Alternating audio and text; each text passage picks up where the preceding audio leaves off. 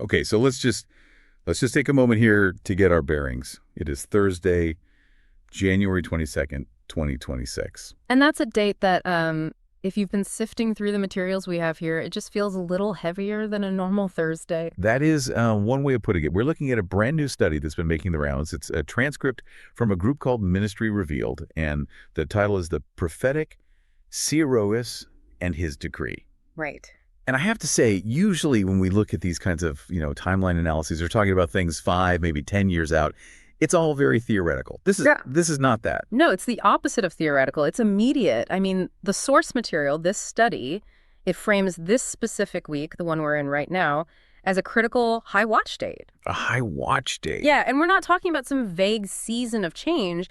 The argument they're making is that we are in a window of literal days, maybe even hours, for a massive, massive shift, both geopolitically and, well, spiritually. So I guess our mission for this deep dive is to really unpack that, to pressure test it. We're looking at a theory that claims we're on the absolute brink of a pre-tribulation escape and a major war in the Middle East. A very short war, according to them. Right, which we'll get into. But what really grabbed my attention wasn't just the doom and gloom, it was the specificity. They're trying to connect ancient biblical calendars to very current, very specific news headlines. The U.S., Iran, Israel, it's all in there. It's a complex web. I mean, you've got the theology, you have this intricate calendar math, and then you have the hard reality of what's happening on the ground in Tehran and Tel Aviv as we speak. And the central figure in all this, the person they identify as the key, is someone I really didn't expect. For years, it feels like every time prophecy comes up, the conversation just orbits around the same, 2 or 3 political figures. We all know the names. Exactly. But this study, it just throws a complete curveball. It asks, who is the modern-day Cyrus? And the answer they give, it's not who most people have been guessing. Not at all. It definitely moves the spotlight. But before we can even get to the who, we have to really nail down their when. Because if their timeline, this whole structure they've built, is wrong, then the whole thing just falls apart. It does. The rest of it is just interesting speculation. Okay, so let's start there. Let's start with the identity of this group. The source uses this term, the 14ers. And I'll be honest, the first time I read that, my mind went to, I don't know, a street gang or something. It does have that kind of ring to it, doesn't it? But 14ers is actually a very loaded term in this context. It's what this Ministry Revealed group uses to describe their entire framework, and it's working on a couple of different levels. Okay, so let's peel that onion back. What's the surface level meaning? So in the immediate context of this new study, they call themselves 14ers because they fundamentally disagree with the standard accepted timeline of the end of days. Right. Most people who follow this stuff, they're familiar with the idea of a 7-year tribulation. That's kind of Prophecy 101. Mm. It is. The 7-year peace treaty, the Antichrist breaking it at the halfway point, that whole structure, it's the standard view. Not for them. Not for them. Right. This group argues that the actual timeline is a 14-year period, 2 distinct sets of 7 years. And they base this on a dual calendar analysis and some very specific readings of the Gospels. So in short, they are 14ers because they hold to a 14-year end time cycle. Okay, so that's the modern definition. Yeah. But you said there was a second layer to it. And this is where it gets historically fascinating. They're not just picking a number that they like. They are deliberately claiming a kind of spiritual lineage to a group of early Christians known in Latin as the Quartodecimans. Quartodecimans, and that translates to? Literally the 14th Essers. No kidding. Okay, so this goes all the way back to the early church. Who were these people? So we're talking 2nd century. These were believers in Asia Minor. We're talking about disciples of men like Polycarp, who was himself a disciple of the Apostle John. So the connection is very direct. And the whole controversy, the reason they got this name, was about when to celebrate Passover or the Lord's Supper.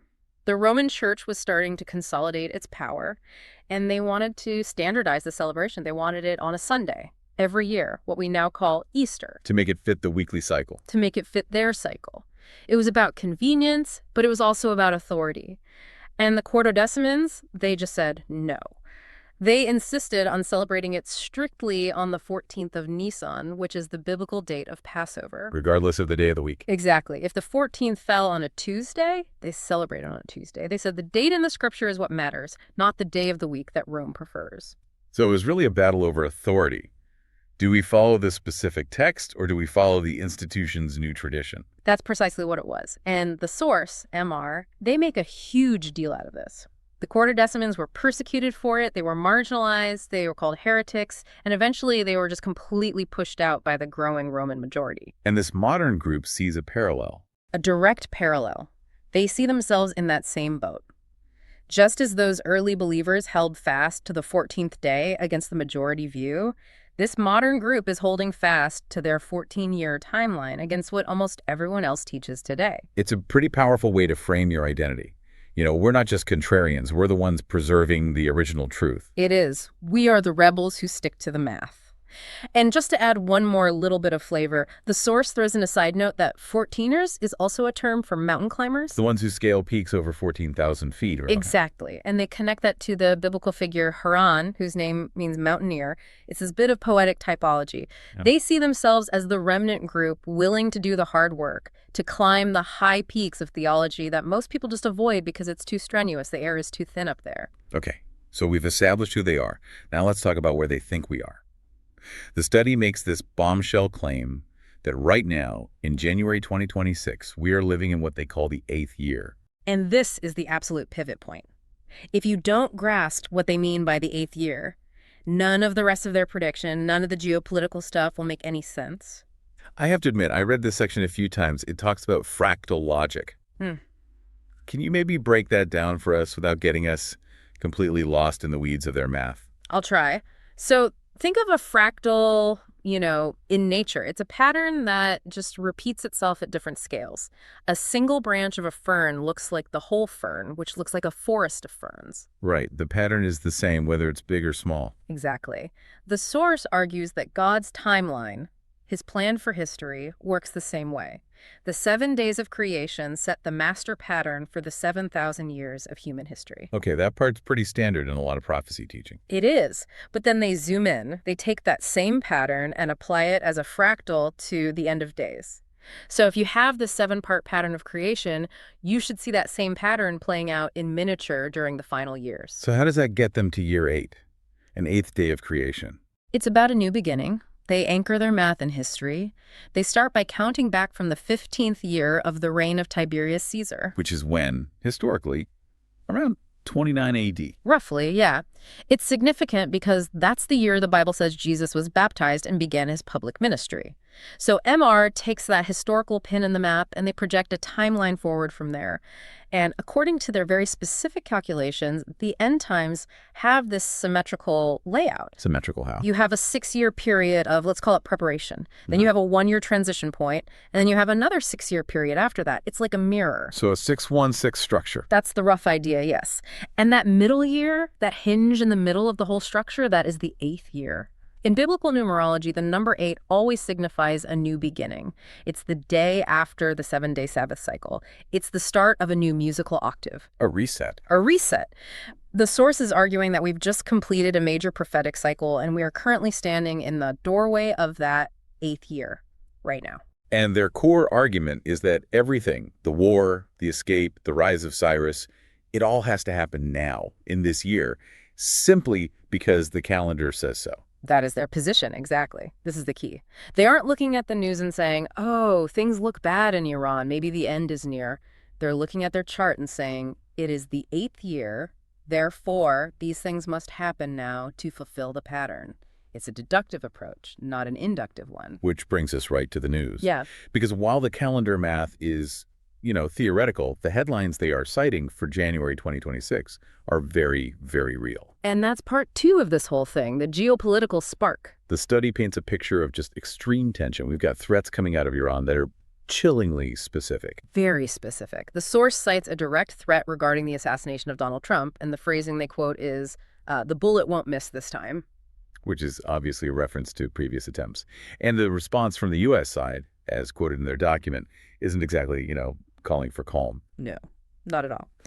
The study quotes Trump's response as locked and loaded and help is on its way. But you have to look beyond the rhetoric. Look at the military movements they describe. Right, the USS Abraham Lincoln. The whole carrier group is reportedly racing toward the region. But the detail that suggests this isn't just posturing, It's the mention of the refueling tankers. Yeah, explain that part. The notes say they've been circling Iranian airspace for 3 straight days. Hmm. Why is that detail so significant? It's about loitering time. It's a huge tell. If Yeah. you just want to fly a bomber from point A to point B to, show the flag, you don't need a fleet of tankers circling for days on end. You only keep tankers in the air like that if you are maintaining what's called a strike package on station indefinitely. What does that mean? It means you have fighters, you have bombers that are already in the air, armed, just waiting for a go order.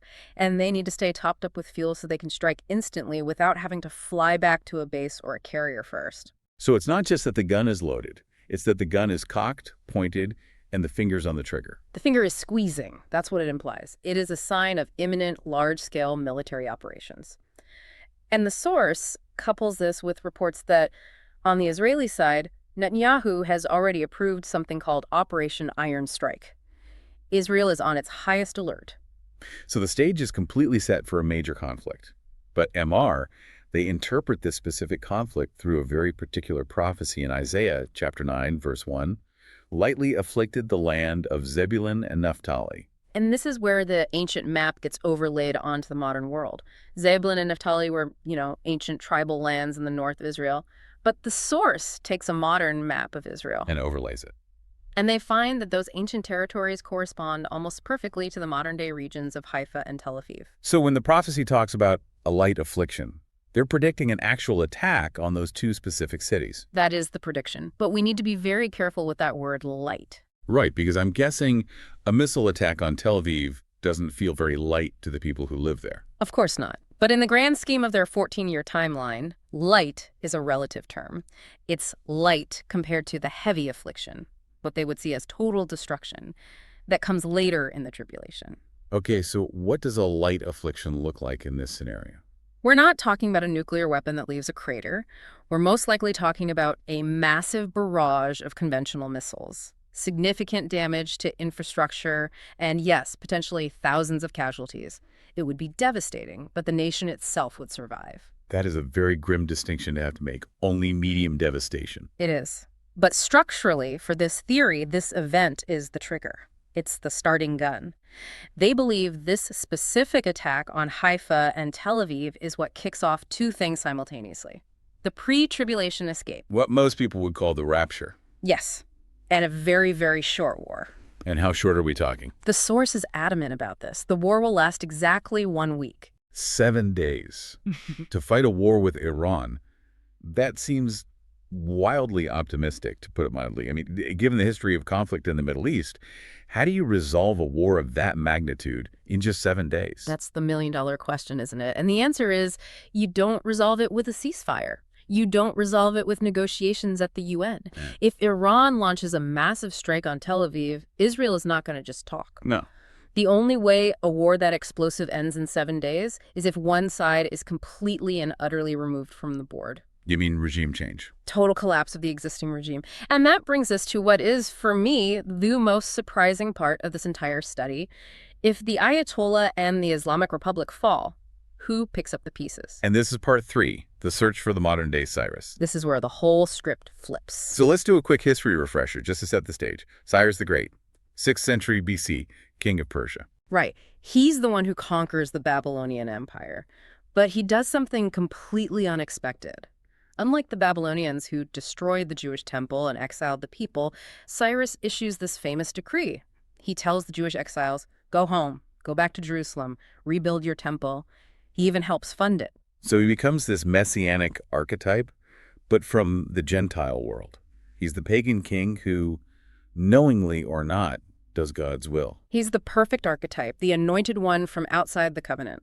Now, for the better part of the last decade, especially in the circles that MR travels in, there has been one name that has been almost synonymous with that Cyrus label. Oh, yeah. Donald Trump. Absolutely. He moved the embassy to Jerusalem. He brokered the Abraham Accords. He was the ultimate outsider, the bull in a china shop. The narrative just seemed to fit. And the source fully acknowledges that. They basically say, look, we all thought it was Trump. It made sense at the time. But this new study says, we missed something. Look closer. Because there's another figure who has suddenly stepped onto the board. Reza Pahlavi. The exiled crown prince of Iran, the son of the Shah who was overthrown back in 1979. It's fascinating because, I haven't really heard his name in years. He's been living in the U.S. this whole time, right? Yeah, mostly in Maryland, I think. He's been this quiet, secular figure sort of waiting in the wings for decades.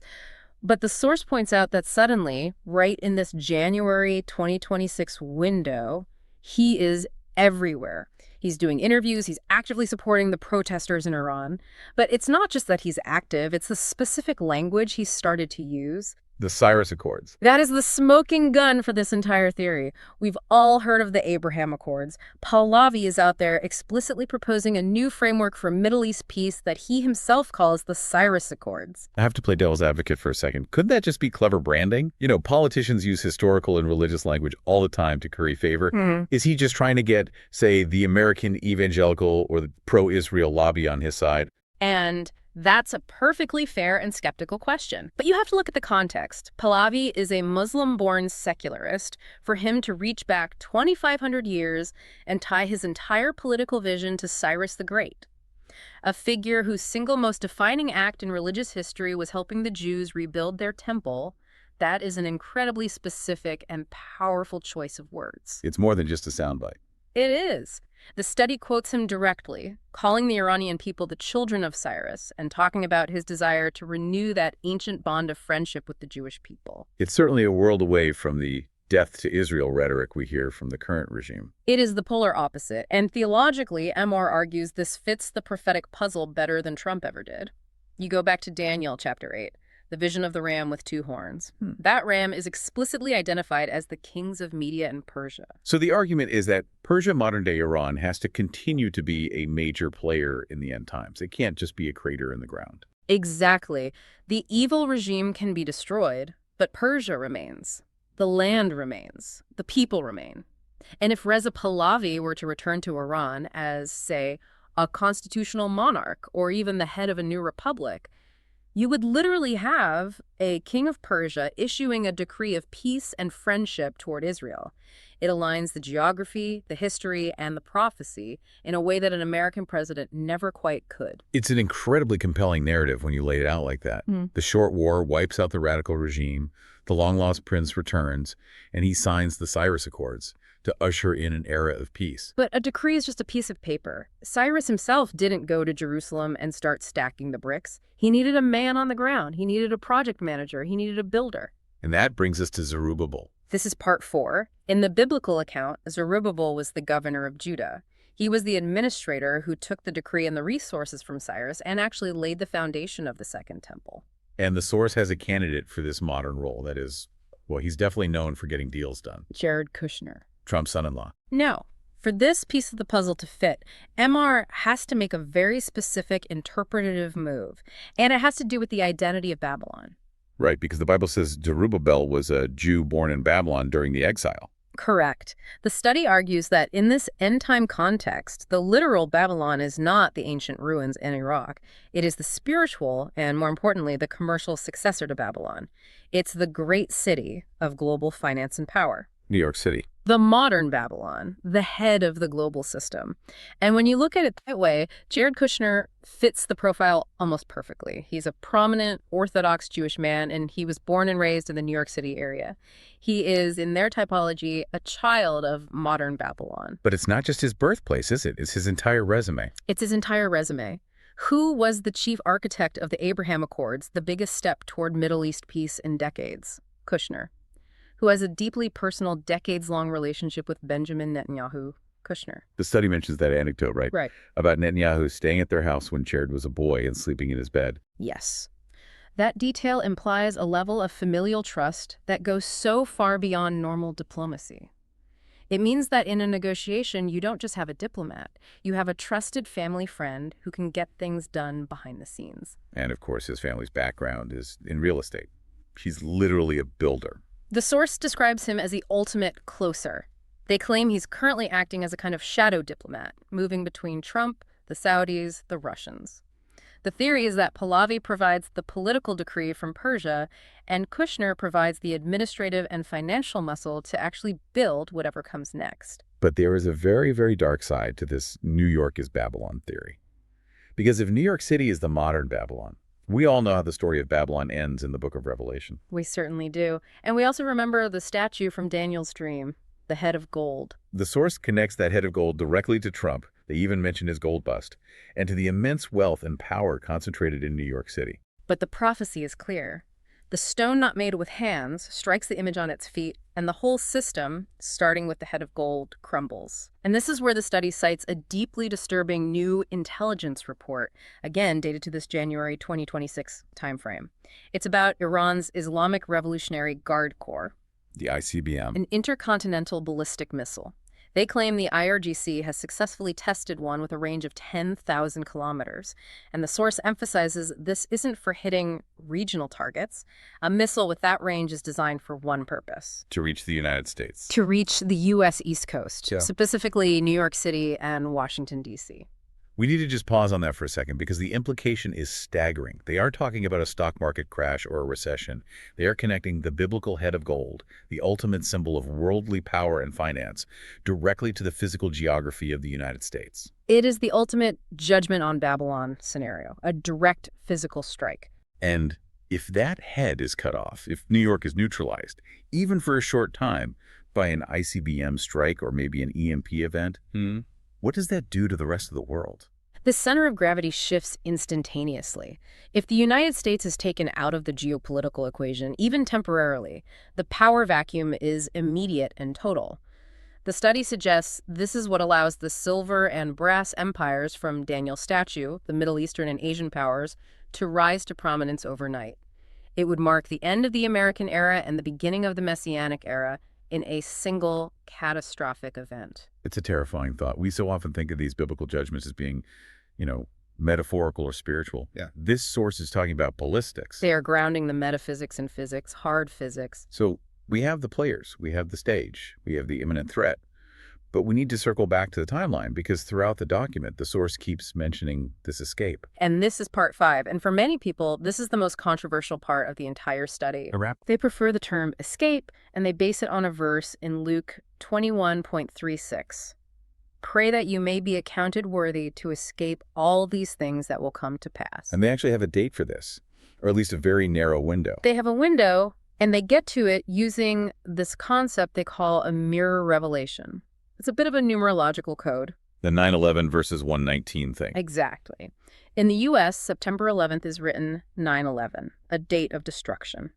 The source argues that the mirror date, January 19th, or 119, is prophetically linked as the date of rescue. January 19. But it's not just the Gregorian date. They point out that January aligns with the 11th month on the Hebrew calendar, which is Shavat. So you have the 11th month and the 9th day. It's this numerical inversion, a mirror image of 9/11. Okay, but the transcript we're analyzing is dated January 22nd, so January 19th has already passed. It has. But the source argues that the escape isn't a single instant, but an event that initiates a window. They talk about a very specific period of time they call above. Yeah, a 50-day period where the bride, their term for the most faithful believers, are removed, taken to the third heaven. And this happens before all the really bad stuff starts. It happens before the full 14 years of heavy tribulation begin to grind out on the earth. The study argues that we are in that escape window right now. Specifically, they point to the week of January 21st to January 27th. Why that specific week? What's the logic there? It goes back to that fractal logic. It's the wedding war parallel. The source posits a 7-day wedding celebration in heaven for the rescued believers. Okay.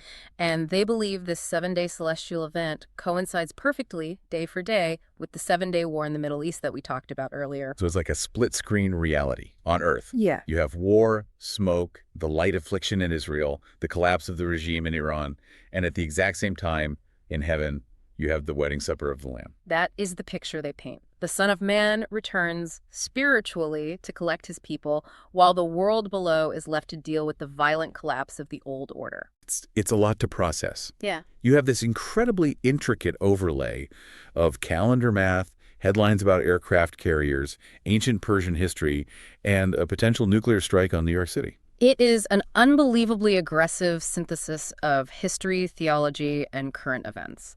And I think whether you agree with their conclusions or not, you have to admit that the internal logic is very consistent. They aren't just reacting to the news, they are fitting the news into a pre-existing and very detailed framework. So let's try to wrap this up. Let's summarize the so what here. Hmm. Why should you, listening to this right now, who maybe isn't deep into prophecy, why should you care about this study? Because if even a fraction of it is right, the world as we know it changes this week. That's the bottom line. That's the headline. The source is arguing that we are not drifting toward some future crisis. We are rushing headlong toward a divine deadline.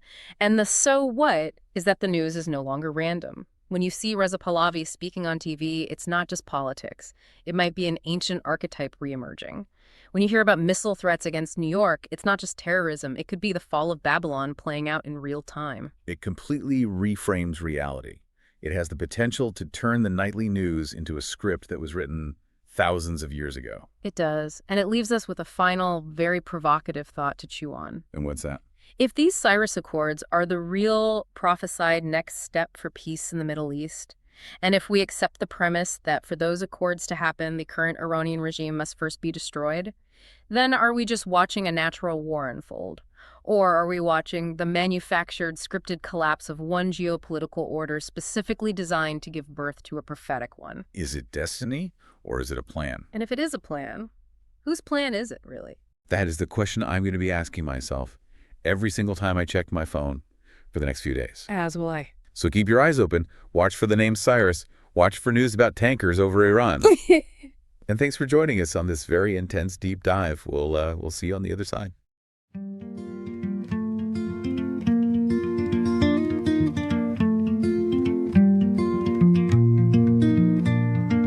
If you have faith as small as a mustard seed, say this to the mountains, move mountain, move away from thee. But seek first his kingdom and his righteousness too, and all these things will be given, they will be given unto you.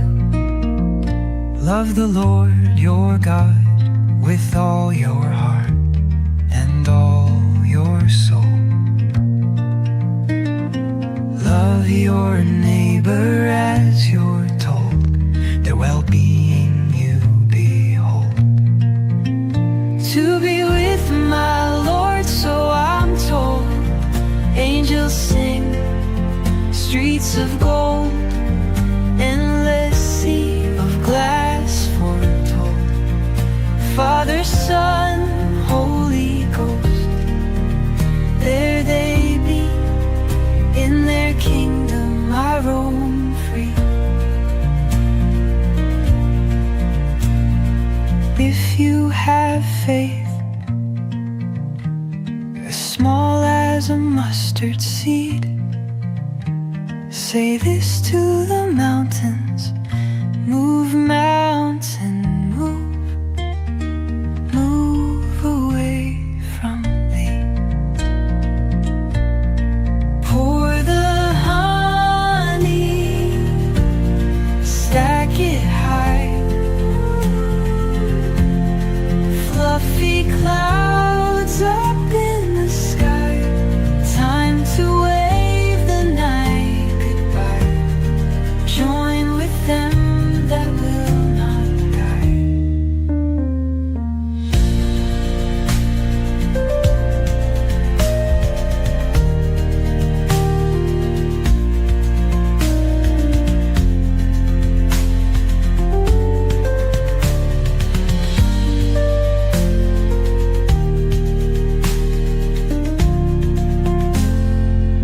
Pour the honey, stack it high, fluffy clouds up in the sky,